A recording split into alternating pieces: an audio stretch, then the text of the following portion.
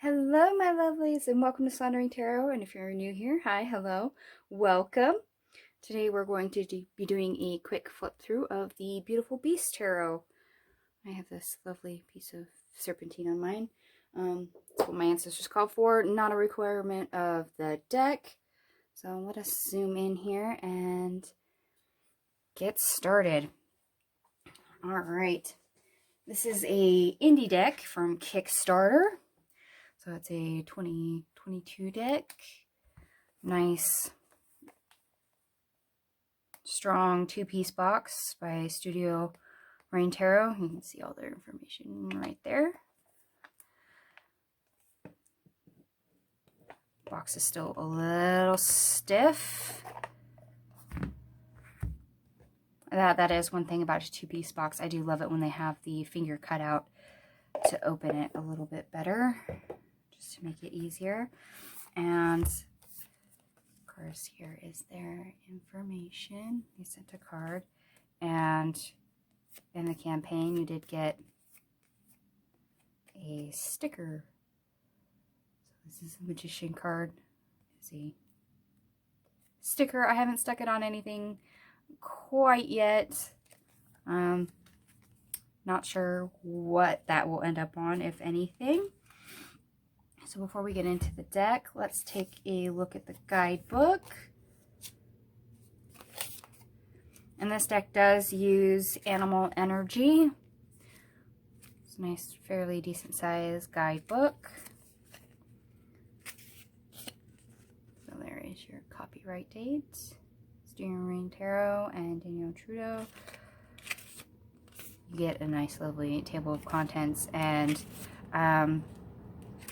they do break down sections of the guidebook. So you get a title, get a description, the upright and reverse meaning.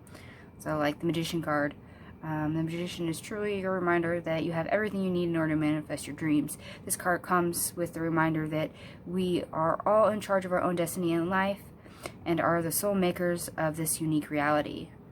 You have infinite potential, so make sure you tap into your deep well of inner knowledge so you shape a life that you truly dream of. Like a ethereal Luna moth, you already have what it takes to transform and fly. The Luna moth is the background animal on the Magician card, which I can pull that sticker back out without having to touch the deck, because this is the Magician card, so you see part of the Luna moth's wing in the background. So they do tell you what animal is actually in the background of the card if you can't identify the fur, the scales, the feathers, etc. of the animal. And then they give you the upright and reverse meanings. And they do this for every card, major and minor, which is fabulous throughout the entire deck. And of course, they do break down majors, minors, and suits, so you get a division between all of it. However, there is no spreads, no note section, or anything else in the guidebook. But lots of good information included. I especially like the usage of adding the animal, because yes, some of us are not the greatest of animal identification, and sometimes certain animals with colors can look pretty close to others. So having something that tells you literally what it is great. So this is the same as the box. Here is the backings. Nice gilded edges, which I'm hoping won't fade really fast, but it usually does.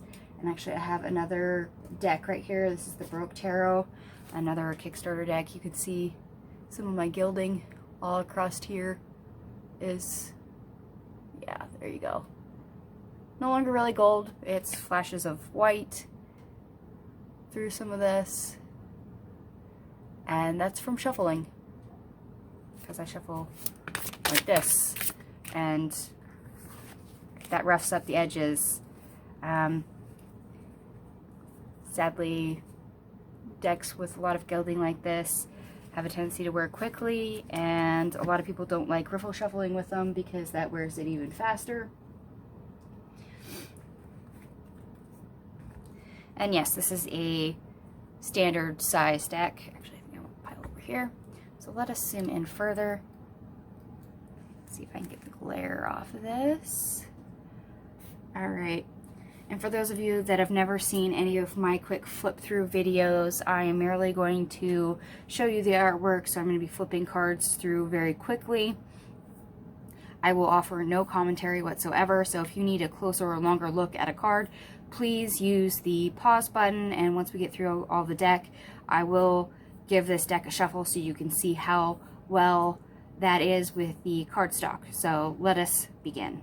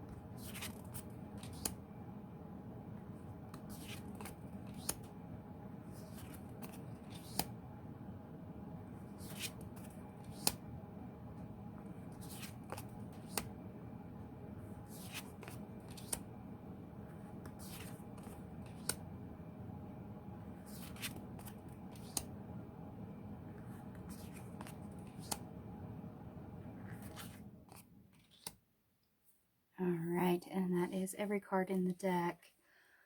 So let me zoom back out a little bit so we can do shuffling. As I said, I go from the side, works fairly well. I mean, if you want to do it lengthwise, that will also work. But for those that like to riffle shuffle, and I have small hands, so bear with me on this. It's going to be crappy. I mean, it is possible. However, it might blow your cards. Just doing that once. Looks like no real damage to the gilding. However, as I said, long term, it will have an effect on your deck.